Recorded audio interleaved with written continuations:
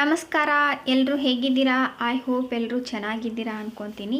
ಬರ್ರಿ ಇವತ್ತು ಮೇಥಿ ದಾಲ್ ಹೇಗೆ ಮಾಡೋದಂತ ನೋಡ್ಕೊಂಡು ಬರೋಣ. ನೋಡಿ ಎಷ್ಟು ಚೆನ್ನಾಗಿರ್ತಕ್ಕಂತಹ ಮೇಥಿ ದಾಲ್ ರೆಡಿಯಾಗಿದೆ.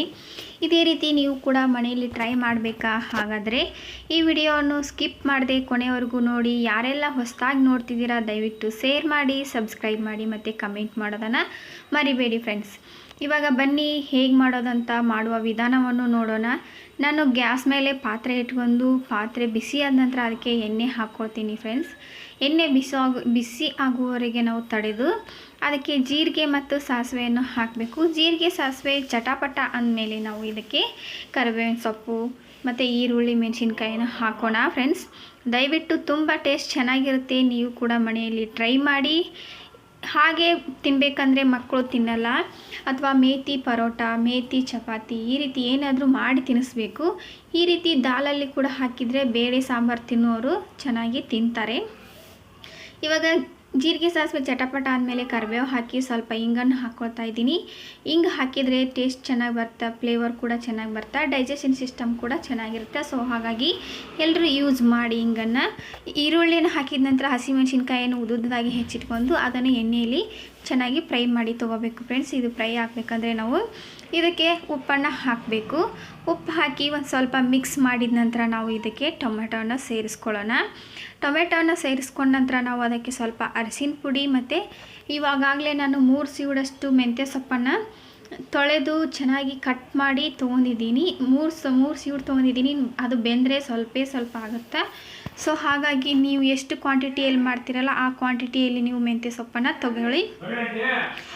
ಇವಾಗ ಅರಿಶಿನ ಹಾಕಿ ಚೆನ್ನಾಗಿ ಮಿಕ್ಸ್ ಮಾಡ್ತಾ ಇದ್ದೀನಿ.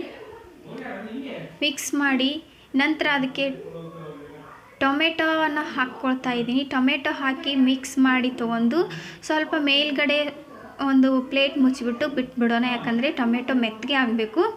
ಆಮೇಲೆ ನಾವು ಇದಕ್ಕೆ ಮೆಂತ್ಯ ಸೊಪ್ಪನ್ನು ಹಾಕ್ಕೊಳ್ಳೋಣ. ಇವಾಗ ನೋಡಿರಿ, ತೊಳೆದ್ಬಿಟ್ಟು ಹೆಚ್ಚಿಟ್ಕೊಂಡಂತಹ ಮೆಂತ್ಯ ಸೊಪ್ಪನ್ನು ಹಾಕ್ಕೊಳ್ತಾ ಇದ್ದೀನಿ. ನಾನು 3 ಸೀಡು ತೊಗೊಂಡಿದ್ದೀನಿ.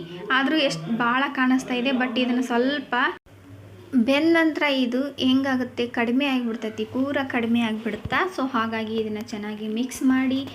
ನೀರು ಹಾಕಬೇಡಿ, ನೀರು ಹಾಕಿದರೆ ಸ್ವಲ್ಪ ಕಹಿ ಬರುತ್ತೆ. ಸೊ ಹಾಗಾಗಿ ಎಣ್ಣೆಯಲ್ಲೇ ಚೆನ್ನಾಗಿ ಫ್ರೈ ಆಗಬೇಕು. ಮೇಥಿ ಫ್ರೈ ಆದ ನಂತರ ಮೇಲ್ಗಡೆ ಒಂದು ಪ್ಲೇಟನ್ನು ಮುಚ್ಚಿಬಿಟ್ಟು ನಾವು ಇದನ್ನು ಬಿಡೋಣ ಫ್ರೆಂಡ್ಸ್. ಪ್ಲೇಟ್ ಮುಚ್ಚಿ ಬಿಡೋಣ. ಆವಾಗ ಸ್ವಲ್ಪ ಬೆಂದ ನಂತರ ನೋಡಿ ಎಷ್ಟಿತ್ತಲ್ಲ ಮೇಥಿ, ಎಷ್ಟು ಕಡಿಮೆ ಆಗಿದೆ ಅಲ್ವಾ. ಈ ನಾವು ಟೈಮಲ್ಲಿ ನಾವು ಇದಕ್ಕೆ ಬೇಳೆಯನ್ನು ಹಾಕಬೇಕು. ನಾನು ಆಲ್ರೆಡಿ ತೊಗರಿ ಬೇಳೆಯನ್ನು ಕುದಿಸಿಬಿಟ್ಟು ಇಟ್ಕೊಂಡಿದ್ದೀನಿ.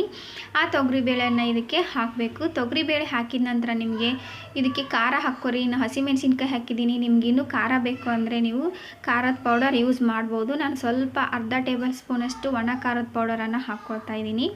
ಹಾಕ್ಕೊಂಡು ಇದನ್ನು ಚೆನ್ನಾಗಿ ಮಿಕ್ಸ್ ಮಾಡಿದ ನಂತರ ನಾವು ಕುದಿಸಿ ಇಟ್ಕೊಂಡಂತಹ ತೊಗರಿ ಬೇಳೆಯನ್ನು ಇದಕ್ಕೆ ಹಾಕ್ಕೊಳ್ಬೇಕು.